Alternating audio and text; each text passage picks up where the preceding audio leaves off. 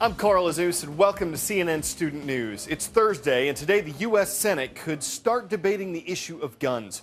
Two senators, Democrat Joe Manchin and Republican Pat Toomey, have come up with a compromise on background checks. The current law requires background checks for people who buy guns from licensed dealers. This new plan would expand the checks to include sales at gun shows and sales online. Private sales, like those from one person to another, would not require a background check.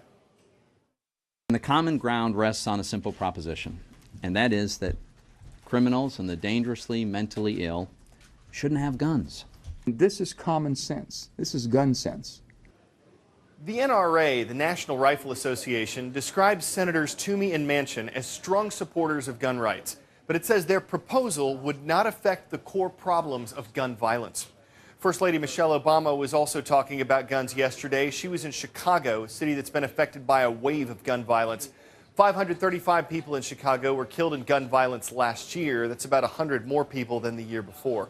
Mrs. Obama visited a school yesterday where 29 current and former students have been shot in the past year. I'm not talking about something that's happening in a war zone halfway around the world.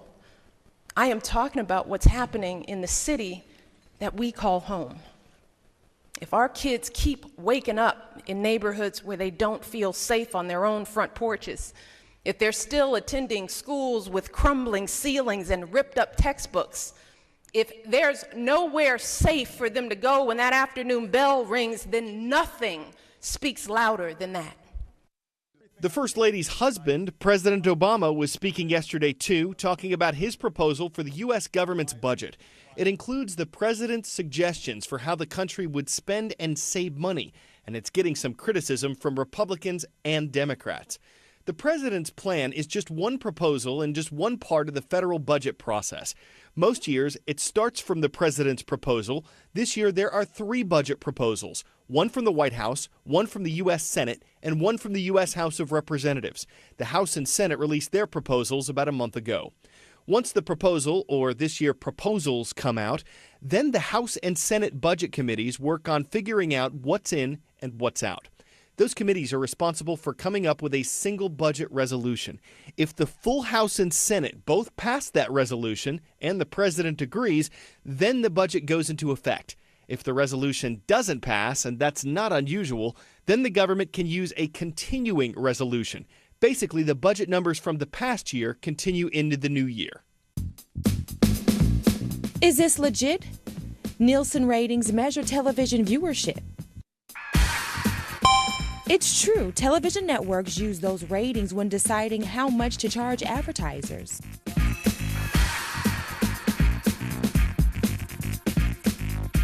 Most Americans watch their TV shows here.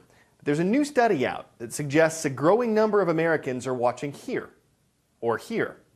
The study shows that 5 million Americans don't actually watch TV on TV, and those viewers aren't being counted as part of the Nielsen ratings. Zane Asher now looks at how the way we watch TV can affect the way that companies make money on TV.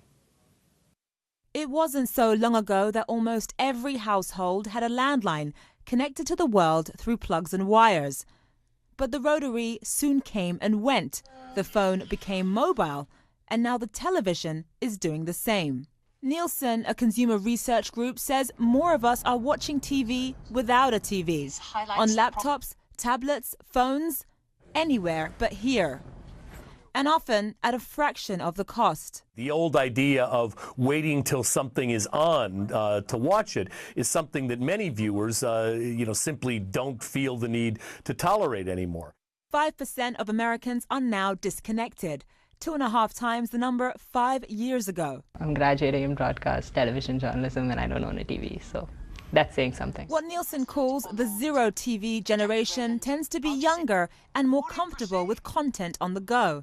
As more Americans disconnect, experts say it's the cable companies who could be left holding the bag. These operations are going to have to come up with ways to get their material available in some way that's going to make them money on all kinds of different devices. They make their living delivering content to people, And if people are getting their content another way, they might find themselves cut out. For decades, families, friends, co-workers would watch the same programs on TV's schedule and then talk about it at work, at home, and on the phone.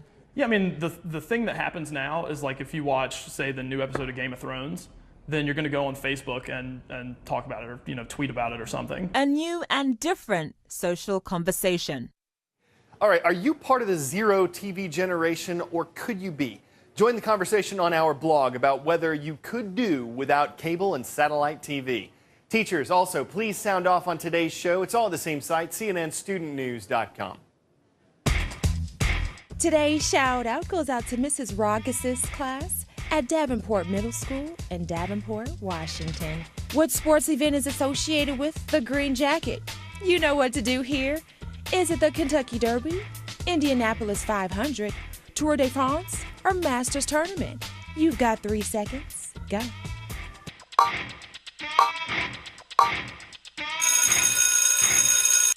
The winner of the Masters Golf Tournament gets the green jacket. That's your answer, and that's your shout out. Masters is the first major golf event of the year, and it's the unofficial start of spring. The Masters is much different than everything else because it's held at the same golf course every year, Augusta National. The reason the tournament is so exclusive is it's still an invitational. It's very much like getting invited to the member guest at your local club. They bring people from all over the world to play in this thing, and it's the greatest invitation that you can get in the game. The course changes almost every year. The course that they played in the 1930s bears no resemblance to the course they're playing today. Every year something is tweaked, something is changed. President Eisenhower was one of the most famous members at Augusta National, and he always had difficulty with the big pine tree to the left of the 17th fairway. Ike was a slicer, and he started that ball right at the tree, and most of the time it got hung up in there. He threatened to chop it down, and Clifford Roberts told him that he might have freed the world, but that tree was remaining. The Masters is the most sought-after ticket in all of sports because there's no place to go buy it. The tickets that have been around, people have had them for decades and in some instances generations. You can get on the lottery program for either practice rounds or the par 3 tournaments, but to get in, it's a very, very special treat. Perhaps the 2 most significant events in golf were Jack Nicklaus's win in 1986, still considered perhaps the greatest golf tournament of all time, when the Golden Bear came charging back and became the oldest Masters winner. The other was in 1997, when Tiger Woods burst on the scene as an amateur and became the youngest Masters winner, setting a record for margin of victory in the event. The green jacket was originally established so that people would know who the members were at the club. They wanted the members to all be wearing something distinctive so that if a spectator, or as they call them, patrons at the Masters, had a question, they would know who to walk up to and ask. First winner to receive a green jacket was Sam Snead in 1949. It was an idea that Bob Jones thought would make the tournament a little more special and set it apart. Former U.S. Secretary of State Condoleezza Rice isn't a Masters winner. She is a member of Augusta National Golf Club, which is why she's wearing one of those famed green jackets. Rice is one of the first female members admitted to the traditionally all-male club. She played a practice round on the Augusta course earlier this week. Guan Teeling will be on the course today when the Masters tournament officially begins. On Monday, he played a practice round with Tiger Woods. In 1997, Woods became the youngest Masters winner. Today, Teeling becomes the youngest Masters player.